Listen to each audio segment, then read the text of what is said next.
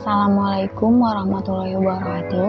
Perkenalkan, nama saya Taibda Silmi Rizkiah dari Prodi Perbankan Syariah, Fakultas Agama Islam Universitas Islam 45 Bekasi. Di sini saya akan menjawab soal-soal ujian tengah semester yang telah diberikan oleh dosen mata kuliah Fakultas Agama Islam.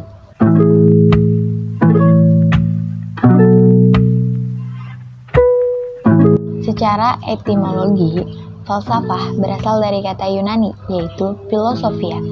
Philo atau philen yang artinya cinta, sophia yang artinya pengetahuan atau kebijaksanaan. Maka secara bahasa artinya orang yang cinta kebijaksanaan.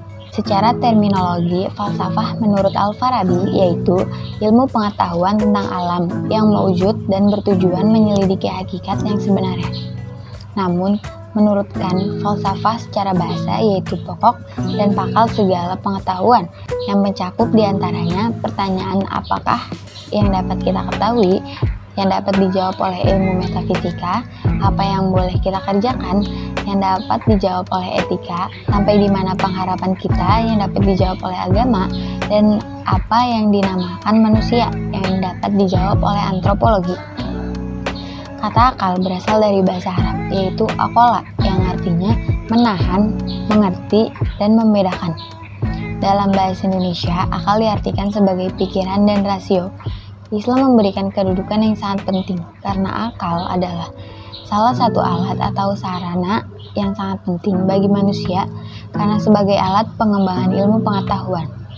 Akal juga salah satu faktor utama yang membentuk manusia itu mulia dengan ikatan faktor rasa, iman, syariat, karena akal bersifat hisbi atau relatif, berimplikasi tidak absolut dan daya jangkauannya terbatas. Oleh karenanya, yang menjadi syarat taklif salah satunya adalah akal. Adapun sinergi filsafat dalam ruang lingkup ekonomi Islam, yaitu interpretasi dari Kant yang membahas filsafat dengan batasan-batasan yang 4 tadi. Karena dewasanya, proporsi filsafat ekonomi Islam terdapat 4 poin. Pertama, kegiatan ekonomi diorientasikan bagi pencapaian kebahagiaan dunia akhirat. Kedua, ekonomi diarahkan untuk tercapainya kesejahteraan, kemajuan material, juga meningkatkan kualitas hidup manusia di dunia. Ketiga, kegiatan ekonomi harus dilakukan dalam pola interaksi sesama manusia dengan baik melalui pendekatan normatif dan positif dalam metodologi ekonomi. Dan yang keempat, kegiatan ekonomi harus menghindari kerusakan fisik maupun tatanan kehidupan manusia, sehingga dapat diambil sebuah konklusi bahwa filsafat penting sebagai metode berpikir benar dan bijak dalam giat ekonomi, baik itu gerak maupun nalar.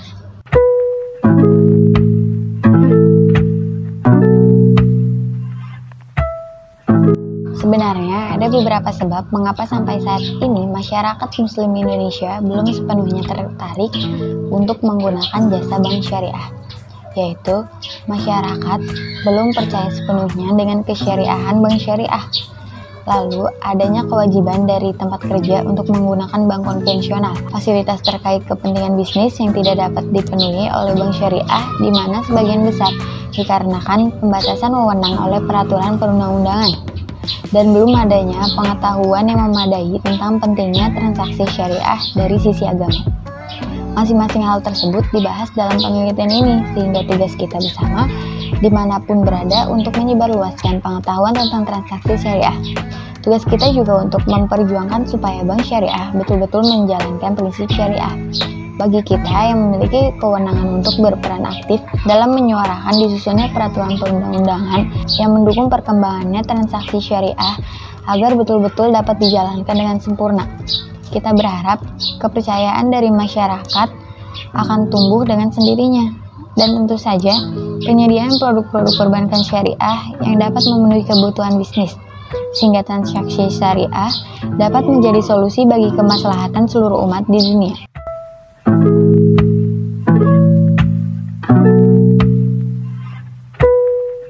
Perlu diketahui, ekonomi positif adalah pendekatan ekonomi yang mempelajari berbagai perilaku dan proses bekerjanya aktivitas ekonomi tanpa menggunakan suatu pandangan subjektif untuk menyatakan bahwa suatu itu baik atau jelek dari sudut pandang ekonomi. Subjektivitas ini sering disebut dengan value judgment. Pendekatan ini menggambarkan apa sebenarnya yang terjadi dan bagaimana terjadinya dengan menambahkan berbagai keterangan yang bersifat kuantitatif.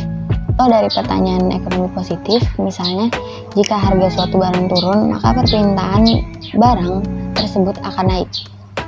Lalu, ekonomi normatif adalah pendekatan ekonomi dalam mempelajari perilaku ekonomi yang terjadi dengan mencoba memberikan penilaian baik atau buruk berdasarkan pertimbangan kira-kira atau subjektif.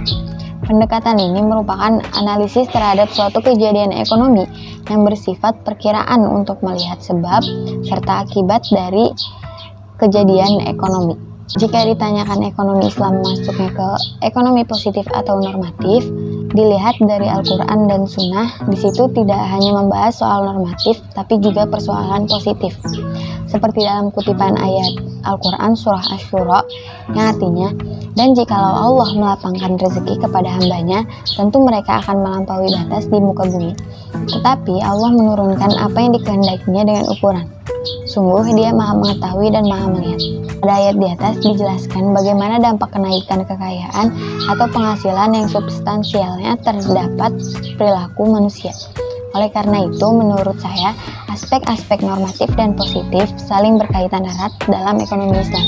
Karena setiap usaha yang ingin memisahkan antara keduanya akan sesat.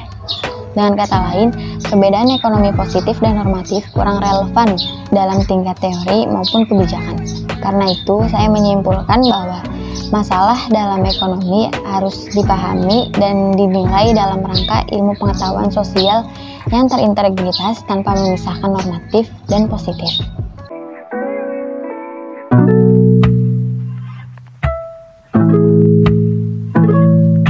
Sebenarnya ilmu ekonomi konvensional secara istilah tidak merujuk pada ilmu ekonomi tertentu, karena konvensional secara bahasa berarti berdasarkan pada kesepakatan umum.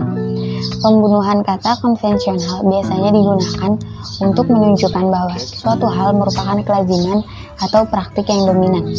Dalam diskursus ilmu ekonomi, terdapat istilah yang lebih sering digunakan untuk merujuk hal ini, yaitu mainstream economics, yang artinya ilmu ekonomi arus utama. Realitanya pun mainstream economic diisi oleh pemikiran yang sangat beragam. Meski didominasi oleh pemikiran mazhab neoklasik, salah satu definisi yang sangat terkenal tentang ilmu ekonomi datang dari pemikiran mazhab ini, yaitu Lionel Robbins pada tahun 1935. Dia mendefinisikan ilmu ekonomi sebagai ilmu pengetahuan yang mempelajari perilaku manusia sebagai sebuah hubungan antara tujuan-tujuan dan cara-cara yang memiliki penggunaan alternatif. Tujuan dalam definisi ini dapat dipahami sebagai terpenuhinya kebutuhan dan sebagai cara-cara untuk memenuhi kebutuhan tersebut. Lalu, bagi ilmu ekonomi Islam, telah banyak pemikiran serta ekonom muslim yang mengajukan definisi bidang ilmu ini, dan sejauh ini dapat dikatakan tidak ada definisi tunggal yang disepakati. Beberapa di antara definisi tersebut antara lain disampaikan oleh Hasanuzzaman pada tahun 1984, yaitu ilmu ekonomi Islam adalah pengetahuan dan aplikasi dari perintah-perintah serta aturan syariah yang mencegah ketidakadilan dalam pemerolehan dan pembagian sumber daya material dengan tujuan memenuhi kebutuhan manusia dan memungkinkan manusia untuk melaksanakan kewajibannya pada Allah dan masyarakat. Kemudian oleh Muhammad Arif pada tahun 1985 yang mendefinisikannya sebagai studi terhadap perilaku muslim dalam mengelola sumber daya yang mana merupakan sebuah amanah untuk mencapai falah. Lalu menurut Akram Khan pada tahun 1984, ilmu ekonomi Islam adalah studi mengenai falah atau kesejahteraan manusia yang dicapai melalui pengorganisasian sumber daya di dunia dengan dasar kooperasi dan partisipasi.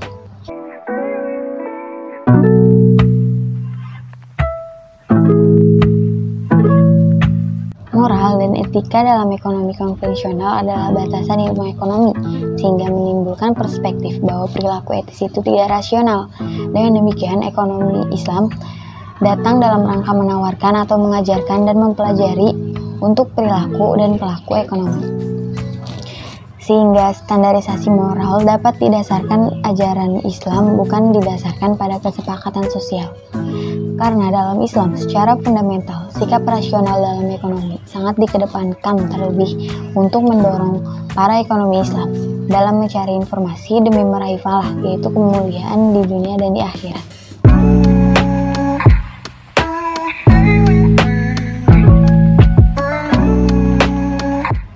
Konsep ekonomi Islam disusun atas dasar kebenaran dan kebaikan dengan Al-Quran dan hadis sebagai acuan atau dasar untuk syarat dan syariat dalam ekonomi. Metodologi ekonomi Islam adalah suatu metode tentang bagaimana memahami, menafsirkan, dan mengambil ketetapan hukum Al-Quran dan hadis sedemikian rupa sehingga menghasilkan keputusan yang paling sesuai dengan kehendak Allah dan Rasulnya. Dalam beberapa hal, metodologi ini berbeda secara prinsip dan mendasar dengan metodologi ilmu ekonomi konvensional. Namun, dalam beberapa hal, keduanya dapat menggunakan metodologi yang sama. Oleh karena itu, proses islamisasi ilmu ekonomi diharapkan dapat mengintegrasikan keduanya yang mesti berbeda, namun juga memiliki sejumlah kesamaan yang bersifat natural. Adapun karakteristik ekonomi Islam adalah falah, adi, khilafah, takaful, sikap pertengahan, yaitu seimbang antara aspek duniawi dan ukhrawi yang berlawanan dan bertentangan. Artinya kita harus adil dan seimbang dalam berkehidupan, baik ibadah maupun muamalah. Tujuan ekonomi Islam. Pelaksanaan tujuan ekonomi Islam secara umum adalah tercapainya kebahagiaan dan kesejahteraan bagi semua orang. Selain yang utama, berikut tujuan ekonomi Islam lainnya. Yang pertama, memposisikan ibadah kepada Allah lebih dari segalanya. Yang kedua, menyeimbangkan kehidupan dunia dan akhirat. Yang ketiga, mendapat kesuksesan perekonomian yang diperintahkan Allah Subhanahu wa Ta'ala. Lalu, menghindari kerusuhan dan kekacauan perekonomian Indonesia.